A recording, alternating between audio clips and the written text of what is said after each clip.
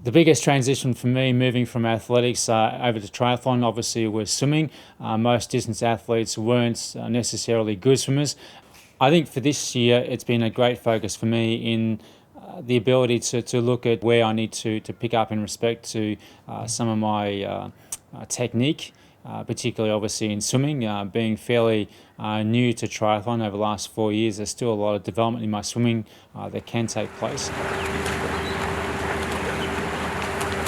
Oh, look, he's improved enormously at the moment. He's shown, so I've been coaching him for probably about 18 months now, and the improvement's been enormous. But there's still some challenges ahead.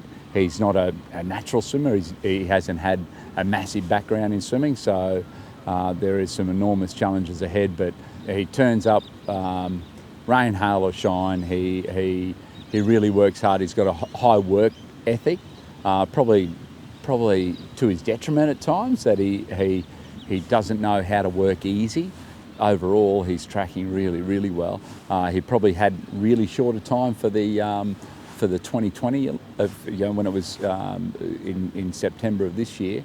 But now that it's been pushed back another year, then it's probably giving us a lot more time to prepare, and I think he'll see some tremendous improvement in that time.